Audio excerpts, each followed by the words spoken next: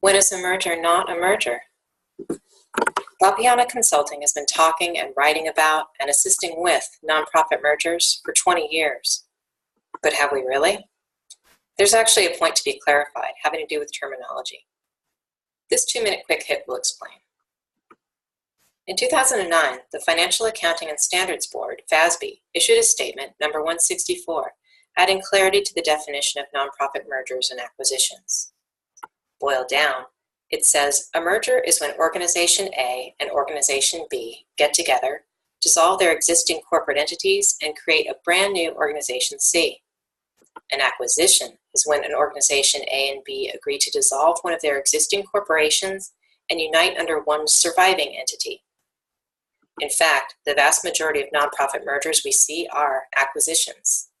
This is because it takes a great deal of time to create a new organization, and it typically isn't necessary. So why do we default to saying merger even when it's technically inaccurate? And I'm warning you, I'll probably keep doing that through the rest of this presentation. No, we say merger instead of acquisition, not just because we like speaking in fewer syllables. Let's face it, there's a connotation to the word acquisition that smacks of big business, hostile takeovers, and corporate greed.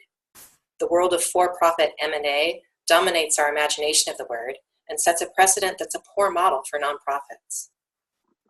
While for-profit mergers are about creating value for stockholders, the primary motivation and result for nonprofits is to better serve stakeholders. Certainly, a merger still needs to make sense to nonprofits from a financial standpoint. If it were damaging, it would be a poor strategy after all. But it's also true that nonprofit mergers don't typically result in cost savings, let alone profits, at least not in the short term. Longer-term efficiencies of scale may be realized, but ultimately, nonprofit mergers aren't about doing more with less, but doing more with the same or greater resources. Because the real bottom line for a nonprofit merger is the mission, it's important that it not be regarded or approached as a takeover. Acquisition speaks to a material transaction. Nonprofit mergers are not just about combining financial resources or even programmatic assets, but human resources. This lifts up the importance of merger as a mutual agreement, approaching negotiations as equal partners, recognizing that both organizations are coming to the table with something of value. Mutual trust and respect is the basis of negotiating an agreement that doesn't merely exploit the value of the so-called weaker organization, but that creates something better for both. This may sound a little hearts and rainbows, and it's not that we're saying that for-profits are morally bankrupt or that nonprofits always have the most altruistic intentions at heart.